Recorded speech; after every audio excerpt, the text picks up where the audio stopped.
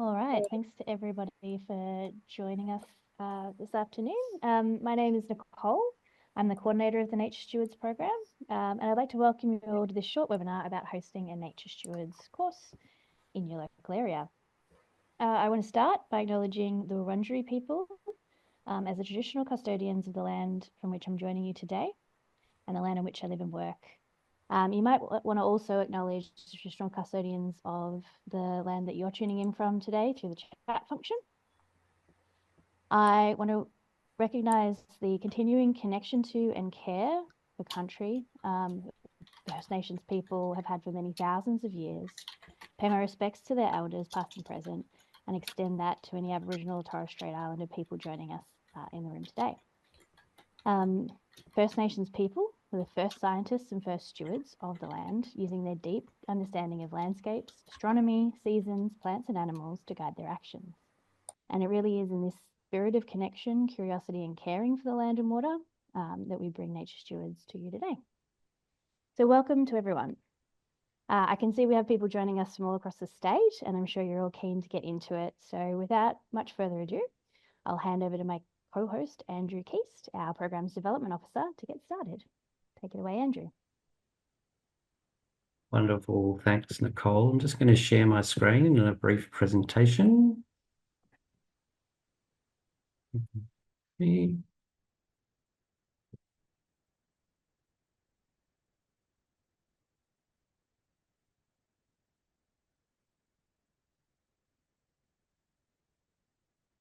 Hopefully you can all see that presentation now. So just as a way of starting, the Nature Stewards program is a multi-week course that connects curious people with the local and wider habitats. Our mission is to promote environmental literacy and stewardship of nature through discovery, action, and ongoing learning. As a bit of history and the vision of Nature Stewards, we were seeded through Outdoors Vic some 4 or 5 years ago with funding from DECA. And the Nature Stewards program is really based on the US Master Naturalist program, which has been running for actually over 50 years now, with over 34 states across the US adopting that program. Nature Stewards program is now part of a suite of experiences and education programs offered by VNPA, and they include Wild Families, Next Gen Nature, Bushwalking program, Nature Watch and Reef Watch. The Nature Stewards program content and curriculum has been developed by leading scientists, conservation experts, traditional owners, and environmental educators. And we really encourage all adults who are curious about their local ecology and environment, who may not necessarily have formal qualifications, but are wishing to learn, connect, and participate in their local environment and community. The program structure, it's really hosted and funded by local councils and other partners. The program runs typically for 10 weeks, although we have done shorter programs. It includes 10 weekly class sessions and 4 to 6 field sessions, providing over 35 hours of training. Class sessions have an expert facilitator, specialist guest presenters, and includes local volunteering groups showcasing what they're doing in their local area. The curriculum outline. So there's 10 modules, as you'll see listed there. So there's a welcome to country and an overview of the program, right through to looking after nature, big picture sessions around ecosystems, geology, soils, animal life, water and water life, seasons, climate change, and then program reflections and next steps. And importantly, we're going through a review of our marine and coastal content with funding from Port Phillip Bay Fund at the moment, and we'll be releasing that later this year. Really excited about the potential for that to support local communities and councils across coastal Victoria. Fundamentals of the program is really encouraging curiosity, confidence, contribution, community, and connection, and a wide diversity of program participants in terms of their backgrounds and willingness to contribute and participate in their local ecology and community. We have a number of program partners that have been instrumental in setting up the program and supporting it to date. Include the logos on the screen there, in particular, as I've mentioned, Outdoors Vic, who really seeded the program, through to support from other councils, Anthrop, which is actually the American association that supports the Master Naturalist program across the US, and obviously Victorian Land Care programs and other similar types of organisations. And a big thank you to the Victorian Environmental Friends Network for sharing this particular webinar as well across their networks. As I mentioned, the program is typically hosted by councils, although we have had a number of other organisations, including schools, hosting the program. There's some 45 programs across LGAs across Victoria over the last 4 years, and over 750 participants through the program. So you can see the sort of diversity of councils across Victoria that have hosted the programs. The key course benefits that we've revealed through our monitoring and evaluation program include a 60 or over 80% increase in understanding of Victorian and local ecologies, over 45% positive shift in pro-environmental behaviours, 45% increase in local community connection, and 35% increase in wellbeing. And really key, I guess, for the program is looking beyond just environmental participation, but the benefits of people being able to connect through community and making other connections through the program that can support them in other health and wellbeing ways.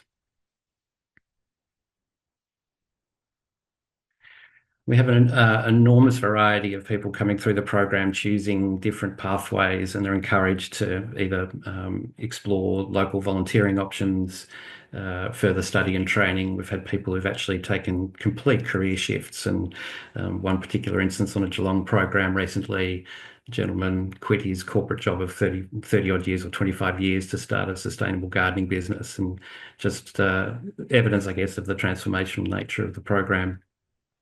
People looking to explore private property works through what they learn on the program, people pursuing creative pathways, and enormous number of amazing artistic contributions that come out of the projects that we invite participants to share as a result of the program. Importantly, building new friends networks, so that we encourage people to set up WhatsApp groups and other social media groups to be able to share and continue to foster the alumni way beyond the actual program itself. And importantly, sharing knowledge that they may have learned throughout the program and apply that in different ways. The pricing model for the program, it's run as a cost-neutral program, so we invite costs to typically fund the delivery costs, which are around 17,000, includes all facilitator and presenter costs, and we expect somewhere in the region 20 to 25 participants over the 10 weeks. Participants are invited to pay a small fee, typically $350 is full fee and $90 concession. And we do have 30 third-party program partners that can actually and have actually subsidised participant placements and some of the delivery costs. And VNPA funds the Nature Stewards curriculum development, our monitoring and evaluation program, facilitator management, and overall program marketing and development. So what do we do at Nature Stewards? We do all the heavy lifting basically for the program. We take care of facilitators, and the key role in what Nicole does there is taking care of facilitators, presenters, curriculum development, managing applications and participant onboarding, and ongoing check-ins, and the graduation process through to the monitoring and evaluation that we do both pre and post-program.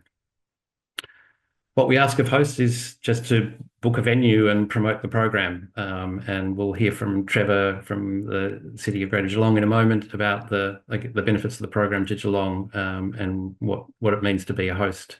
But we welcome host suggestions in terms of expert presenters, community groups, volunteering opportunities, or wish to provide relevant members of their team to lead particular classes or sessions. So really looking to work with local organisations and obviously hosts to ensure that the content is relevant to the local community.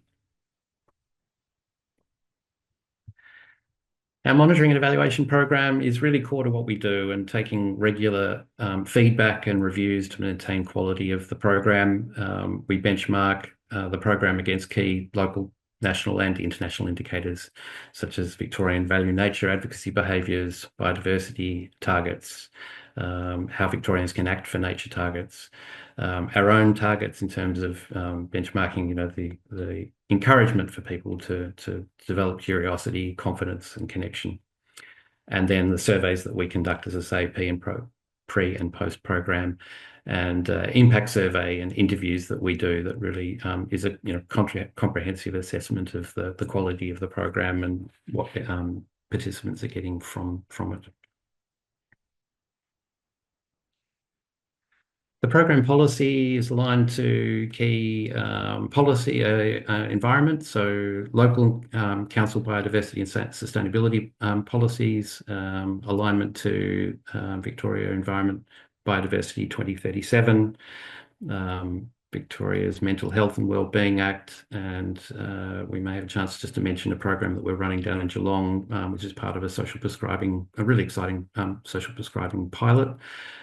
So really see that link between community wellbeing and environmental wellbeing. Alignment to the Environment Protection and Biodiversity Conservation Act and Australia's Strategy for Nature and the broader global biodiversity framework.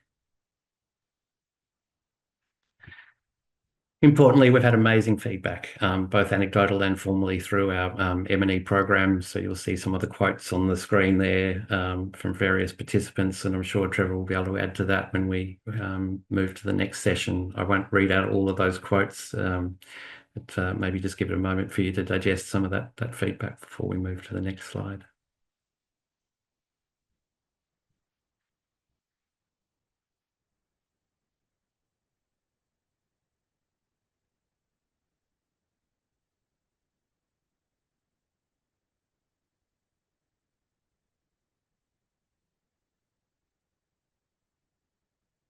Thank you very much to everyone for attending this introduction presentation. I'd like to hand over to Trevor now, and I'll stop sharing my screen.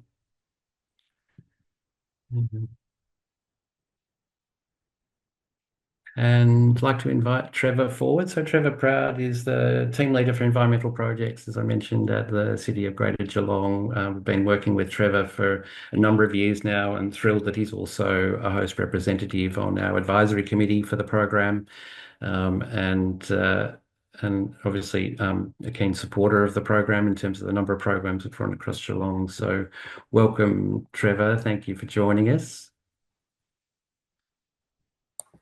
Thank you, Andrew, and good afternoon, everyone. Yeah, thanks for the privilege, Nicole and Andrew, to share about the City of Greater Geelong's experience with Nature Stewards. It's been a great journey. We've had such great outcomes as well over the 5 years. So just give you a little bit of background about how we've gotten involved with the course and also what we get out of it. So I first heard about Nature Stewards back in 2019 after it had been a trial. I think with the City of Melbourne and also the City of Melton had done a trial, and I can't remember exactly how I heard about it, but I just thought this would be a great course for the City of Greater Geelong, because I thought that it would fill a niche that we haven't really been exploring with our engagement program. So we do a lot of engagement with running activities and events for the community, trying to connect them with nature. So we run the Geelong Nature Festival, and we used to run Biodiversity Month, which is now Nature Month. Things like that, where we're reaching out to the community and bringing them in and giving them a first contact with nature. But we hadn't had any engagement taking people through to the next stage, which is really developing their knowledge of nature and really fostering their passion to look after their local nature reserves and their local environment, and to learn a lot more. And I just thought Nature Stewards would fill that gap. And it has amazingly probably exceeded my expectations in terms of how it has really struck a chord with many of our residents out at Geelong, and just people who have attended the course and completed the course have just had such a life-changing experience in a way. And as Andrew said, some people have even changed their career path. and started businesses looking after the environment. So yeah, it's just been really positive feedback as well all through the course. So we've had 116 community members graduate the course since we started in 2020. So 2020 during COVID was when we ran our first course. Yeah, we in partnership, obviously at the time it was with Outdoors Victoria, and who did a great job facilitating the course with Maddie. And just recently it's obviously gone over to the Victorian National Parks Association, and Nicole's taken over for a while, and it's just been a great experience for the city to work with them. They're such an experienced team. So we've just been running courses since 2020. There was one year we ran both an autumn and a spring course, but every other course has been run in the spring, which really ties in well with the field-based component, because obviously there's a lot more of the wildflowers in flower during that time. So just a bit more happening in nature for the field visits. So we've been sort of sticking to the springtime for the course, and obviously it runs for 10 weeks. So we look to lock it in the start date towards the end of winter or the start of spring, and usually it runs right through almost to December. And I think one time when we started a little bit later, it kind of finished the first week of December. So great time of year for wildlife and wildflower experiences. So the participants really get a lot out of that as well. In terms of funding the course, so we were lucky enough to have funding available in our Restoring Rural Landscapes budget, which is all around mainly addressing pest, plants and animals on our roadsides and our nature reserves, or even our open space areas. We're lucky enough to have some money there that we could put in towards community education as well. We don't necessarily have a large budget for community education. We don't have an education officer or anything like that. So we just kind of use our recurrent sort of reserve management budget to cover the cost of any community engagement we do. We also have a lot of biodiversity projects which we can use to kind of put money towards these kind of education projects as well. So we just make sure that's a priority in our recurrent budget each year, that we put some money aside to cover the costs. And the benefit to the council definitely outweighs the amount of money that we spend. Just the passion in the community after they do a course, how the group knits together over the 10 weeks and form these new relationships and friendships, and their knowledge just increases exponentially over the 10 weeks. A lot of them start off going into the course not really sure about what their local nature is all about. But by the end of the course, they're all passionate and they're willing to volunteer and getting into it, getting their hands dirty. So I guess when it comes to what's our contribution that we have to do, so obviously there's the finances, but the rest of it isn't too onerous. I'm very time poor, and a lot of you also will be, in terms of all the projects you probably have to manage and all the responsibilities you have as land managers or project managers in your environment teams. So I don't have a lot of time to commit, but it's so good because I really only have to organize the venue. And then I talk with our communications team about how we might promote it for that year. So usually we do a media release, and that often gets picked up by the community newspapers. Then we might help with a few social media posts. But we find there's great push throughout the community through social media and also word of mouth. So a lot of the spots get filled with minimal effort on our part. It kind of just organically happens through the social media posts getting out and spread around. So in terms of having to commit times to really promote or even money to promote, it's really minimal. Kind of looks after itself there. The only other area we kind of have involvement in is with some guest speakers. So Travis from our environmental projects team often talks about some pest animal projects that we're running and techniques around doing that, and also goes into a bit of the weed issues. And I'm sure our nature reserves team often get involved as well, showing them around, doing a bit of a tour of our reserves when required. And we also can provide tips of other local groups who might have good speakers about the local environment who might be worth getting involved. So that's about the input that we have, and the facilitators do an amazing job, Nicole and Maddie, in the past, just organising it all and going through all the administration. So we really have minimal load there, which is fantastic. Probably taken enough of everyone's time. I'll just think about, is there anything else? Oh, yeah, so the last thing I wanted to mention was just how thinking about the future for the participants. So what supporting programs the city has to help the participants sort of what would you call it? So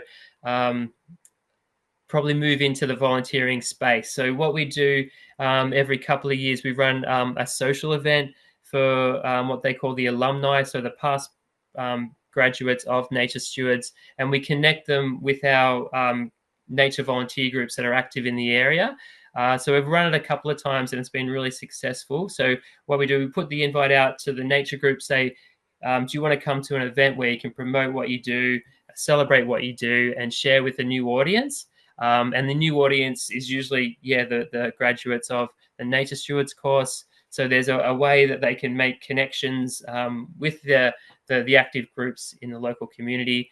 So we've run a couple of events doing that. We also run the Geelong Nature Festival, as I mentioned, which is a great opportunity for the graduates of the Nature Stewards to get involved and plan some activities and events where they can put what they've learned from Nature Stewards over the 10 weeks into practice by trying to coordinate their own activities.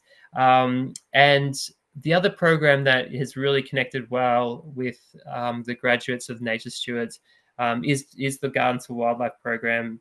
So the Geelong's Gardens for Wildlife has just started up in the last couple of years, and there's been a lot of sort of affiliation with Nature Stewards, and a lot of members have also joined up with Gardens for Wildlife. They're keen to be garden guides and volunteers with that movement, which is fantastic. And we also have a Gardens for Wildlife on the Ballerine as well, which they can get involved with.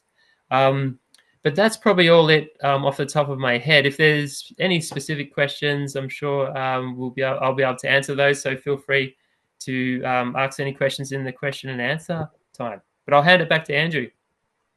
Brilliant, Trevor. Thank you. And there are a couple of questions in the chat there. So I think one you've just answered in terms of alumni. There's another one there. Do you have any expectations of participants in terms of volunteering? Perhaps, Nicole, did you want to answer that? Or Trevor? Well, I guess it is sort of from both ends. So there's no target from our end. Like we know that there are many ways that people can get involved for nature. It's not necessarily doing the on-ground volunteering. People might get involved in a friends group, but more in a sort of administrative or support role as well, which I think is great. We've got people that apply their artistic talents to raise awareness of nature issues in their local community, or to celebrate certain landscapes and environments, which is awesome as well. So it's really from us, not an expectation or requirement. We do tend to see that people, get a little fired up and do, take that step to join a friends group that they were thinking about, or to, up their hours a little bit if they were, doing a bit of volunteering from time to time. So we do see that, but it's not a requirement on our end. From the hosts, Trevor, what's your opinion? So we definitely don't have any expectations or requirements for people who complete the course, because everyone's on a different journey. So everyone comes out with their own gains from the course as well, and have their own passions that they want to follow after the course. What we focus on is just trying to create opportunities to keep the connection going for the participants. So once they complete, we don't want it just to kind of be the end of the journey. We want to provide opportunities to connect with groups, events that they can attend and be a part of, and keep that kind of momentum going. And hopefully they can then keep developing on their journey. yeah, that's kind of our approach to the future for the participants after they complete the course. Brilliant. Thanks, Trevor. And perhaps while you're there, there's another question in the chat for you around money with regards to insurances and the city as a host. So I'm not really sure what specific costs around insurances, but the costs are mainly around having the venue, so hiring the venue. And so we probably set aside about 20K.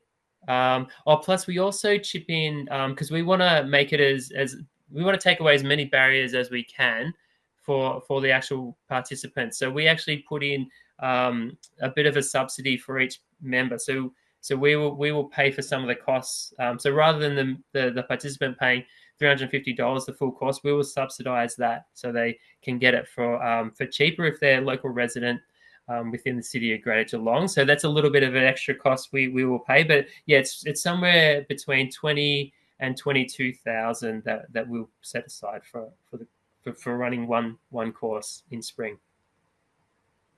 Great, thanks, Trevor. And just the question regarding minimum age, we do, or perhaps Nicole could answer that question. Yeah. Well, yeah. So currently we usually run it for 18 and above. We have trialed a one for high schools for year 9 students. So if you are involved, if you're tuning in terms of like a community education or you're working at a school, it is something that we're open to have a chat with you about. There's just obviously some extra what's called logistics around if we have under 18s on a course in terms of working with children checks and additional things. So it's not a no, but generally standard course is 18 and above. Fantastic. Thanks, Nicole. We are getting to the end of time now, and I did want to thank all those who shared. I know Parks and Leisure are on the call. Dan, thank you for distributing and sharing this webinar within your networks, and everyone else, Gardens for Wildlife and other networks that have been contributing towards getting this message out about this program. We will be hosting these as a quarterly series, and really excited. The next one will obviously review the autumn programs that are currently underway across Knox, Ballarat, and Knox, Geelong, and Mornington Peninsula. And also, as I mentioned earlier, the release of the marine and coastal content. So looking to late June, early July for our next webinar. I'll hand it back to Nicole to close for today, and thank you all for coming along. Thanks, Andrew. We did have one more question, which I can answer pretty quickly from Maggie, which is just around the sessions when they're usually run. So with Trevor, we're running them Geelong on the weekends, usually Saturdays. We find that, I guess, for that kind of audience, for the sort of local government audience, weekends work best, but we have in the past run things on weekends. And one course that's kicking off tomorrow we'll be running on Fridays, because for that particular group, when we're talking with the host, it seemed to work better for everybody's schedules. So again, it's a thing where we're happy to have a chat and make sure that it's working best for you guys as well as your participants. I think that's probably it.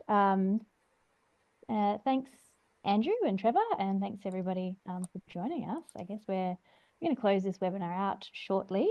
If you do have any extra questions or you'd like to chat about the timing and other details of hosting a course, we did add our contact details on screen and in the chat.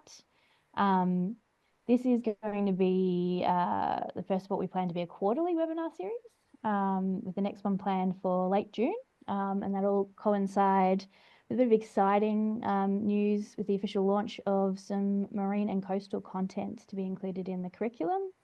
And again, Trevor, the City of Geelong is looking forward to rolling out some more customized sort of place-based content for those guys as well. So happy to chat a bit more about that too.